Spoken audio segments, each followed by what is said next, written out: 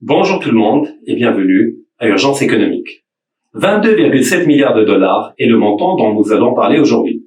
Et il ne s'agit ni du PIB de l'Islande, estimé à 24 milliards de dollars, ni de celui de Chypre, estimé à 22 milliards, mais bel et bien du nouveau budget militaire décidé par l'État algérien pour l'année 2023, soit l'équivalent de 12,2% du PIB national.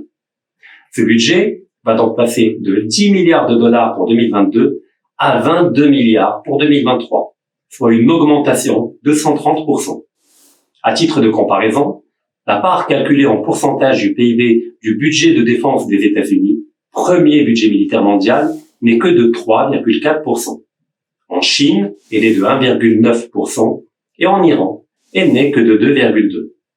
Pour trouver des niveaux relativement similaires, il faut aller chercher du côté des pays ultra-militarisés, à l'instar de la Corée du Nord, où le budget militaire gravite autour de 20% du PIB. L'exemple n'est pas très flatteur pour une économie algérienne qui peine à se diversifier et à monter en gamme, et qui demeure étroitement dépendante des aléas des cours des hydrocarbures. L'argument officiel mis en avant est celui du désir d'Alger de pouvoir intervenir plus massivement dans la région du Sahel. Seul bémol, jusqu'à présent, il n'existe aucun ennemi stratégiquement crédible dans la région pour justifier une telle gabegie financière. L'Algérie vise-t-elle le Maroc sans le dire? Cette démarche est-elle diplomatiquement sans conséquence? Et pour conclure, est-elle économiquement soutenable? Nous y répondrons en détail immédiatement après le générique.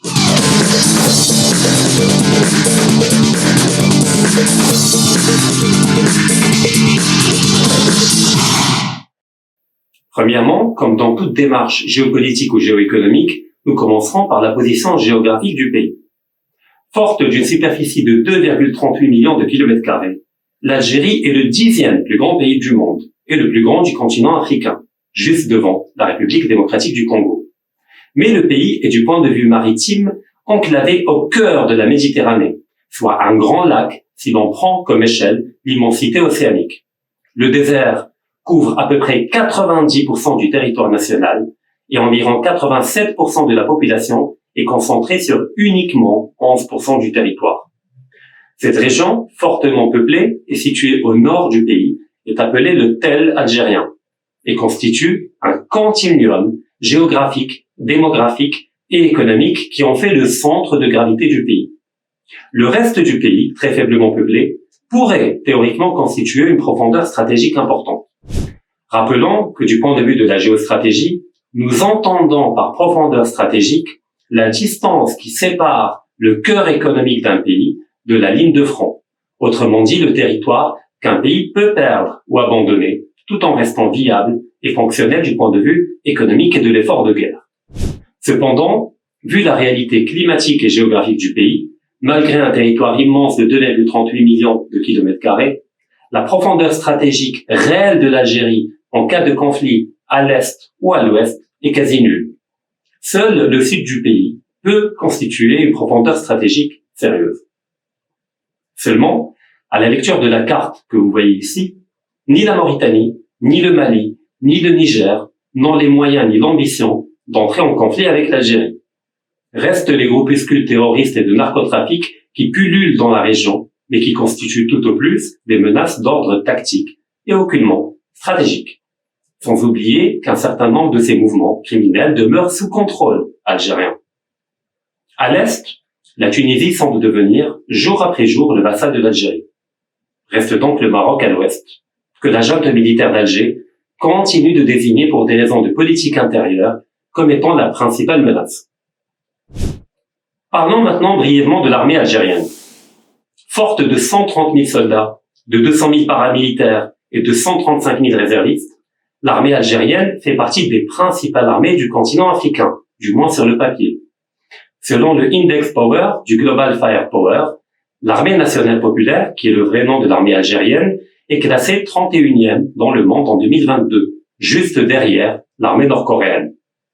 Sa doctrine est héritée de la guerre froide, avec un ancrage quasi total du côté de Moscou, ce qui fait de l'Algérie tout naturellement l'un des principaux clients de la Russie. Cette forte dépendance fait que toute nouvelle modernisation militaire ne pourra se faire qu'auprès de la Russie et à la marge auprès d'autres partenaires comme la Chine. Premièrement, l'actuelle guerre russo-ukrainienne est venue démontrer que les conflits de demain qui se dessinent déjà aujourd'hui ont rendu totalement obsolètes les anciennes doctrines militaires, toujours en vigueur dans des pays comme l'Algérie, et qui sont fondées sur une forte verticalité de la chaîne de commandement, sur une puissance de feu massive et sur une saturation du champ de bataille à l'aide de l'artillerie lourde. Même la Russie est en train d'acter et d'intégrer graduellement ces changements doctrinaux rendus nécessaires par les résultats sur le champ de bataille. Désormais, l'avenir est à une forte horizontalité de la chaîne de commandement, à une plus grande autonomie décisionnelle des unités combattantes, à une certaine capacité à saturer l'espace aérien à l'aide de drones, à l'interopérabilité des armées et à un recours aux armes de précision pour atteindre efficacement l'ennemi en profondeur. Autrement dit, tout ce pourquoi l'armée algérienne n'a pas été formée. Deuxièmement, les nouvelles contraintes diplomatiques, puisque récemment, plusieurs sénateurs américains ont appelé à imposer des sanctions économiques à l'Algérie si elle continue d'acheter massivement de l'armement auprès de la Russie. Ces menaces sont à prendre au sérieux dans un contexte où l'Occident semble être prêt à tout pour étouffer économiquement la Russie. Or, pour des raisons d'homogénéité militaire et de formation des officiers, changer brutalement de paradigme en achetant massivement des armes auprès d'un autre pays est tout simplement impensable. L'Algérie ira-t-elle jusqu'au bras de fer avec Washington? Probablement oui.